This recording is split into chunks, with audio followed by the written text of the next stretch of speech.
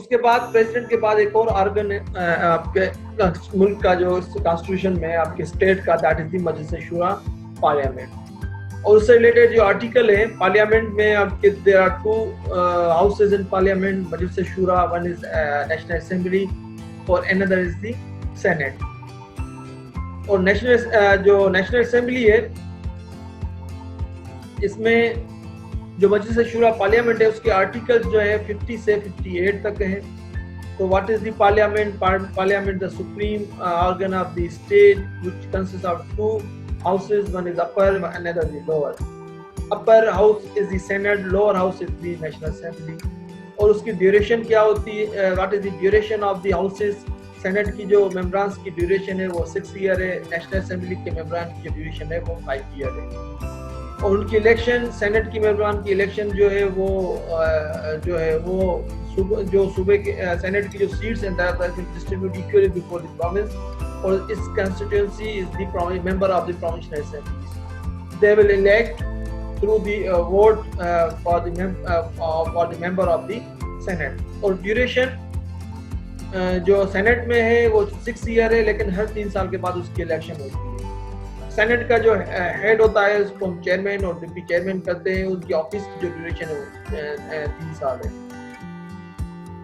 और national assembly के जो हेड है वो स्पीकर एंड डिप्टी स्पीकर है, उनकी जो ड्यूरेशन है वो टिल द अपॉइंटमेंट। ये this is a very much important, what is the duration, what is the time for the office of the speaker and speaker की जो ऑफिस की duration वो आइन में फिक्स कोई ड्यूरेशन नहीं है, that is the till the appointment of the next speaker will enjoy their office till the appointment of the next speaker. जब असेंबली का टर्म पूरा हो जाता है तो सब ऑफिस जो है वो सीज हो जाती है till the next election, फिर वो जो है इंटरिम सेटअप आ जाता है।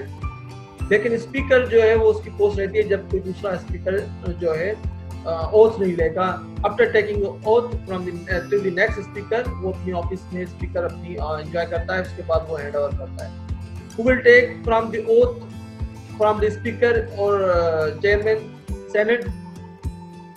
सेनेट का चीफ जस्टिस, लेकिन स्पीकर का जो ओथ है वो ना प्रेसिडेंट लेता है ना ही चीफ जस्टिस लेता है। That is very much interesting.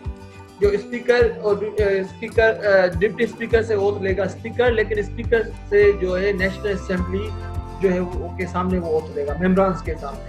He will take oath in front of the all members of the national elected members. Voting and quorum, जो मेजॉरिटी वोटिंग होती है नेशनल असेंबली में, मेंबरान जो होता है जो एक कोरम है, उस कोरम में मेंबरान जो मेजॉरिटी वोट जिसको जाएंगे वो विल बिकम द स्पीकर। जो कोरम है, जो उसकी कॉन्स्टिट्यूएंसी है, जो उसके वोटर है स्पीकर के, नेशनल असेंबली है। और सेनेट के जो है वो सेनेट के मेंबरान जो है इलेक्ट करते हैं अपना हेड जो है चेयरमैन। और डिसोल्यूशन ऑफ नेशनल असेंबली उसका प्रोसीजर है, यहाँ उसकी क्वालिफिकेशन एंड डिसक्वालिफिकेशन मेंबरान की जो है वो एक आर्टिकल दिए गए हैं, that is procedure 62-63, as we are very much familiar with those articles. और जो सेनेट है उसके जो आर्टिकल्स हैं वो है 59 से 61 तक। और what is the role of the parliament and role of this those two houses upper and lower. The role of parliament to legislate, to make the new laws as per the requirement of the our state, our society, and amendment any constitution, amend any law, introduce any new law, that is the role of the parliament, that is the legislative procedure. Okay, thereafter another third chapter which related with the federal government. What is the federal government? Federal government जो है executive of the federal government is the prime minister and the cabinet, federal ministers, advisors and attorney general of Pakistan.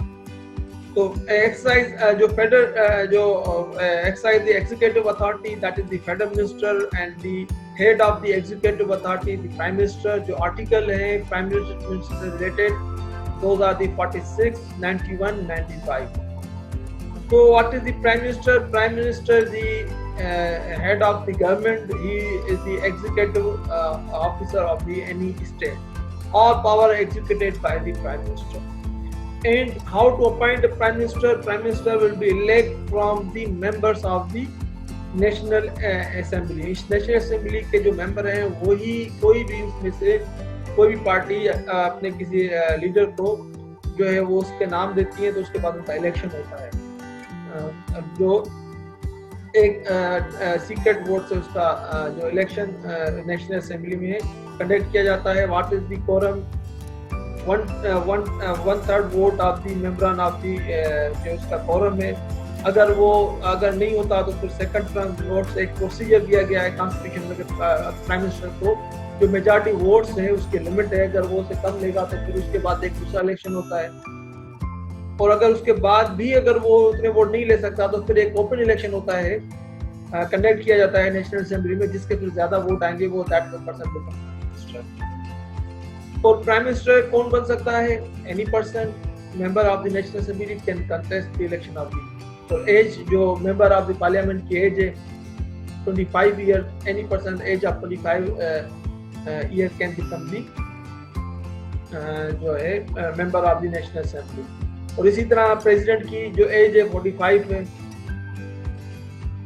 President की जो 45 as है. और उसके अलावा जो prime minister की एज है, जो मेंबर किसी भी असेंबली का, इफ आई एम रॉन्ग तो करेक्ट मी, एजेस नहीं सबकी.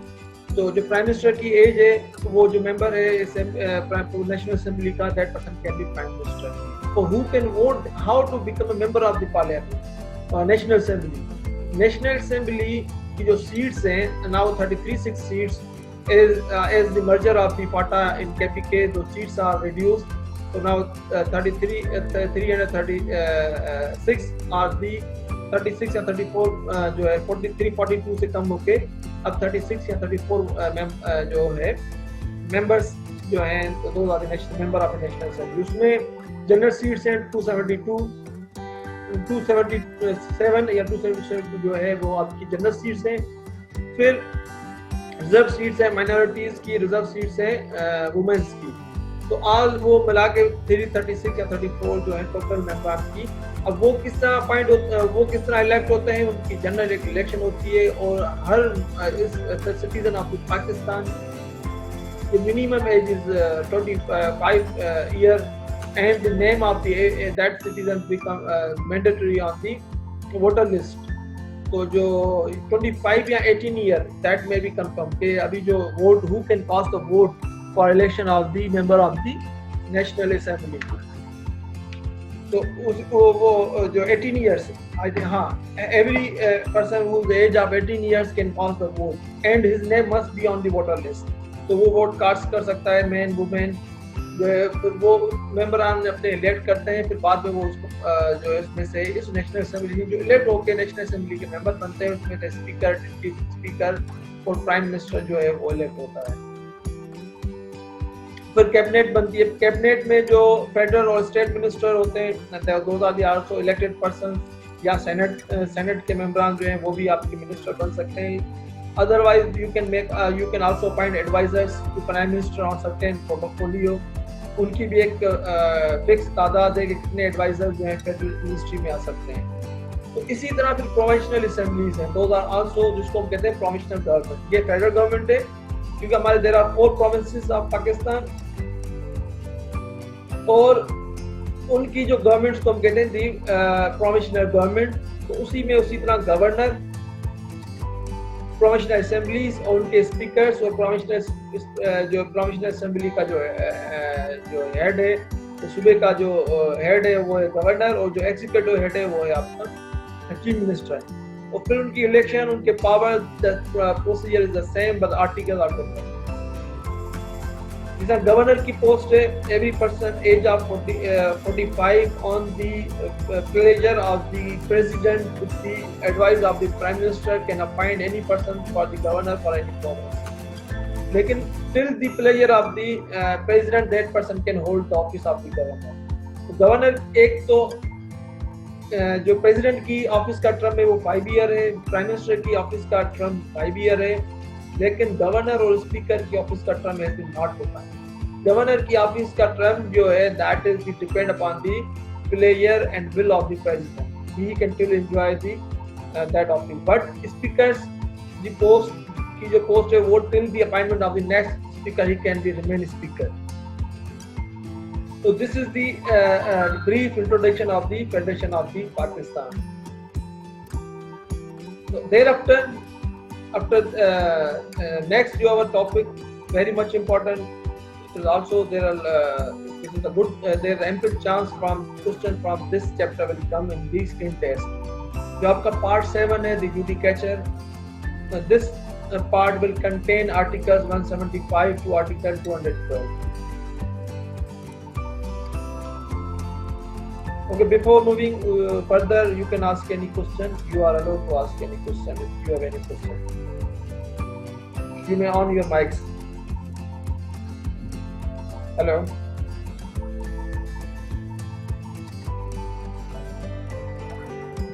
Assalamu alaikum, sir. Walaikum salam. Okay, how are you? Welcome. First of all, welcome live class. Sir, thank you, sir. Thank you, sir. अच्छा, sir, एक question था related to the president impeachment, sir. If you Okay. go back to the 45. first chapter. हाँ, article 45. No, article 45 pardon जी, sir. है. Okay. Yes, sir. तो यहाँ पर आपने sir impeachment का बताया. Impeachment का मतलब ये है कि आप किसी को अपने ओहदे से रिमूव करें थ्रू जो कॉन्स्टिट्यूशनल प्रोसीजर जो दिया हुआ है वो. हाँ. तो यहाँ पर जो आपने चीजें बताई वो तो आपने वो बताई कि अगर वो जैसे इंसेंस हो जाता है, अगर वो वो तो मतलब नहीं वो तो अगर प्रेसिडेंट विदाउट इम्पीचमेंट अगर प्रेसिडेंट की रिमूवल हो सकती है तो वो इंसेनिटी है और वो कैपेबिलिटी नहीं रहती या उसकी डेथ हो जाती है या वो खुद रिजाइन करे. These are the other than impeachment नहीं हुई ना सर, वो तो खुद तो हो रहा है ना. इम्पीच का मतलब नहीं, ये इम्पीचमेंट नहीं है, वो इम्पीचमेंट नहीं है. तो इम्पीचमेंट कैसे होगी सर अगर आप जैसे प्रेसिडेंट को में अगर प्रेसिडेंट अगर you are president is not capable और he is not obeying the following the procedure as per the constitution articles. If president अगर प्रेसिडेंट नहीं जा रहा और उसको हटाना चाह रहे हैं उसको if government want to remove या जो मेंबरान है नेशनल असेंबली अगर वो उसका कोई लिंक है या जो ground certain grounds has been mentioned in the article के किन ग्राउंड्स के तहत उसको रिमूव किया जा सकता है तो उसके लिए प्रोसीजर है इम्पीचमेंट का. अदर देन दोस तो सर वही तो मैं पूछ रहा हूँ कि वो प्रोसीजर कौन सा है जो फॉलो किया जाए. प्रोसीजर है जो है 1/3 member of the national assembly मेंबरान जो है वो तो उसकी इम्पीचमेंट के लिए नेशनल असेंबली मतलब बिल पेश होगा नेशनल असेंबली में या सेनेट में. नहीं नेशनल असेंबली. जिस तरह मुशर्रफ के लिए इम्पीचमेंट का प्रोसीजर स्टार्ट हुआ था लेकिन उससे पहले उसने रिजाइन कर दिया था. मतलब सर सेम प्रोसेस जैसे यूएसए में होता है प्रेसिडेंट को इम्पीच करने का. हाँ, इम्पीच करने का लोअर हाउस से फिर इसमें सेनेट में जाके अप्रूव होगा सर, इस तरह का. हाँ, उसका प्रोसीजर है. अप्रूवल नहीं है, इम्पीचमेंट हो गई तो फिर उसकी दूसरे हाउस से भी उसकी या तो ये ज्वाइंट जो है इसका मुशर्रफ के इम्पीचमेंट है उन्होंने ज्वाइंट सेशन कॉल किया था. ज्वाइंट सेशन होता है सर सेनेट का और उसका सेनेट और नेशनल असेंबली के उनकी फिर 1/3 मेजॉरिटी अब जो वो अगर उस इम्पीचमेंट में वो कंसल्ट करते हैं तो उसके बाद उनकी इम्पीचमेंट होगा. Thank you sir. Thank you. No problem. No, sir. Thank you so much. Okay. Now this part is very much important. The judicature. The judicature which contains the article 175 to article 212. And this is regarding the judiciary. This is the third organ of the state which is very much important. The role of the judicature, the judiciary, to interpret the laws and to give precedents and put check and balance on the government. What is the power, jurisdiction, appointments, and structure of the Supreme Court has been defined in this part. As we are seeing, we are seeing that the judicature and their parts. There are four chapters in this part. Chapter 1 contains what are the courts, what are the constitutional courts, and thereafter there are two main highest courts in Pakistan at federal level and provincial level. And next chapter, the Supreme Court of Pakistan, which contain article 176 to 191. These articles are regarding the jurisdiction, power, appointment of the judges of the Supreme Court. And next chapter, chapter 3, which is regard with the high courts, their appointment of their judges, oath, and the power and the jurisdiction of the high court. And thereafter, chapter 3A, which is Federal Shariat Code. In Article 203, classes A to J. And thereafter, the general provision relating to the judicature, which contains the Article 204 to Article 212. So these are the 4 chapters in this part, the judicature. The detail of the articles are as under. The jurisdiction, what is if there are the system, what is the structure, what is the hierarchy of the court? In our judicial system in Pakistan, the highest court of law is the Supreme Court, and the next highest court is the High Court, and thereafter district courts and civil courts. So this is the structure and hierarchy. Why these courts has been created? Why this is structure? Because every court possesses its own jurisdiction. Her court की एक अपनी हद होती है, हर court की एक अपनी जो है jurisdiction होती है, और उस jurisdiction के हिसाब से हर कोर्ट में केस जाता है, उसके हिसाब से वो केस की प्रोसीडिंग्स होती है। जिस तरह क्रिमिनल कोर्ट में सिर्फ क्रिमिनल क्राइम से रिलेटेड जो केसेस होते हैं वो क्रिमिनल कोर्ट की हायरार्की में चलाए जाते हैं as per the nature of crime, depend upon the nature of crime, उस हिसाब से उसकी ट्रायल जो है उस कोर्ट में चलती है। लोएस्ट कोर्ट जो क्रिमिनल कोर्ट में जुडिशियल मैजिस्ट्रेट है, फिर सेशन कोर्ट है, उसके बाद हाई कोर्ट है, हाईएस्ट कोर्ट जो है सेशन कोर्ट, उसके बाद supreme court. These are the stages and we can not bypass, we can not select any court as per our choice, as per our selection, our desire. हम अपनी ख्वाहिश और Dzire के हिसाब से किसी कोर्ट में नहीं जा सकते हैं। डिपेंड करता है what nature of matter you are going to contest in the court, that is depend upon the facts of the case, what facts you have possessed. तो इसी तरह सुप्रीम कोर्ट जिस हाईएस्ट कोर्ट है उसकी भी there are certain jurisdiction of the supreme court. तो उसके बाद अब हमारे पास सारे कोर्ट्स हैं, उनमें जो लोग काम करते हैं उनकी appointments, how to appoint any जज of superior courts and lower courts. तो लोअर कोर्ट्स का एक अपना प्रोसीजर है, तरीक़ेकार है। जिस तरह आप असल जज का इम्तिहान दे रहे हैं तो उसके लिए वो कोर्ट जो है वो एडवर्टाइज करती है, उसकी इस तरह अपॉइंटमेंट। लेकिन जो सुपीरियर कोर्ट है, हायर कोर्ट है, उसकी अपॉइंटमेंट का प्रोसीजर डिफरेंट है। हाई कोर्ट और सुप्रीम कोर्ट और फेडरल शरीयत कोर्ट के जजेस की जो अपॉइंटमेंट होती है किसी कॉम्पिटिटिव एग्जाम से नहीं होती, बल्कि वो जो मेथड और प्रोसीजर वो दिया गया है वो पाकिस्तान कॉन्स्टिट्यूशन ऑफ पाकिस्तान में आर्टिकल नंबर 75 क्लॉज ए में, द अपॉइंटमेंट ऑफ जजेस to the supreme court, high court and federal Shariat court.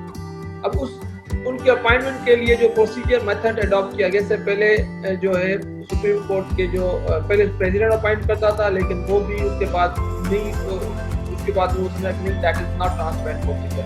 तो उसके बाद सीनियरिटी बेसिस पे हुआ, उससे भी नहीं हुआ। फिर उसके बाद नहीं, इसमें भी जो है गवर्नमेंट और जजेस के इश्यूज आ रहे थे।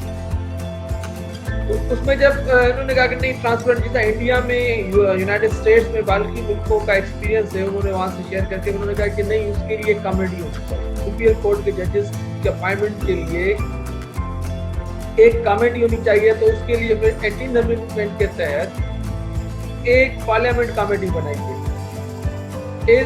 18th अमेंडमेंट वो पार्लियामेंट कमेटी, एक कमेटी बनाई गई, उस कमेटी को नाम दिया गया जुडिशियल का जो है commission for the appointment of जजेस, जिसमें जो मेंबरान है there are 2 category of member. एक 2 कमेटी बनाई गई। सबसे पहले जो है जुडिशियल कमेटी जो है नाम स्क्रूटनाइज करके फिर वो कमेटी नाम भेजती है पार्लियामेंट में। अब ये कमेटी के what are those committees? Judicial committee is of the person of the those committee जिसमें सिर्फ लोग जो मेंबर होंगे वो बार के और जुडिशियल बेंच और बार से रिलेटेड जो लोग होंगे वो उसके मेंबर। तो बेंच से कौन है मेंबर? बेंच से most 3 senior member of the supreme court और chief justice of the high court वो उसके मेंबर है। वो एक मेंबर की जो एक जो लिस्ट है वो दी गई है कि कौन मेंबर हो सकता है इसका। जो जुडिशियल कमेटी में जो सुप्रीम कोर्ट का चीफ जस्टिस, मोस्ट सीनियर जो जजेस हैं सुप्रीम कोर्ट के और हाई कोर्ट के चीफ जस्टिस, तो उसके वो मेंबरान बन सकते हैं।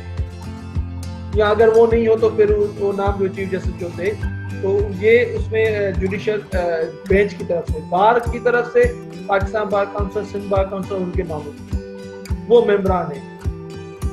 तो वो जो मेंबर है वो आपके जुडिशियल कमेटी के। तो जुडिशियल कमेटी के बाद जो है वो फिर पार्लियामेंट कमेटी नाम उनको फाइनलाइज करती है, फिर वो प्रेसिडेंट जो है उसको सेलेक्ट होता है। तो पार्लियामेंट कमेटी में कौन कौन है, जितने भी नेशनल असेंबली और सेनेट के मेंबर हैं, those can be become member of the parliament, जो गवर्नमेंट और अपोजिशन बेंचेस से जो है मेंबरान दिए जाते हैं।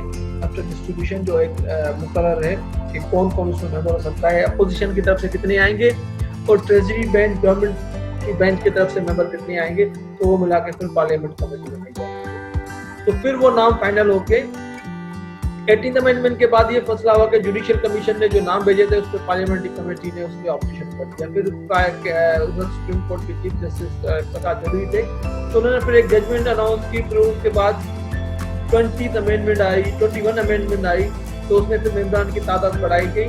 और उसके बाद एक जजमेंट आई कि जुडिशियल कमेटी जो भी डिसाइड करेगी, तो जो पार्लियामेंट कमेटी का रोल होगा वो बहुत नैरो रोल होगा। What parliament committee will do, parliamentary committee जो है उसमें वो सिर्फ और सिर्फ सर्टेन रिलेटेड जो है ऑब्जेक्शन रेज कर सकती है, अदरवाइज 90% जो है पार्लियामेंट कमेटी को वो नाम अप्रूव कर देगी, जो जुडिशियल कमेटी जो नाम अप्रूव करेगी। तो उसके बाद वो जो है सुप्रीम कोर्ट, हाई कोर्ट के लोग जज बन जाते हैं। That is the procedure method for appointment of the जजेस of the high court and supreme court. उसके बाद जो आपका चैप्टर नंबर 2 है सुप्रीम कोर्ट। सुप्रीम कोर्ट क्या है, what is supreme court? Supreme court the highest court of the Pakistan, highest forum of the law is the supreme court. Supreme court में जजेस की तादाद जो है 16 है, 2 एडॉक जजेस हो सकते हैं और एक जो है आपका चीफ जस्टिस, मिला के तकरीबन 17 आप जजेस के जो है फोरम है सुप्रीम कोर्ट का। 2 अगर एडॉक जजेस आ जाए तो 19 हो जाएंगे।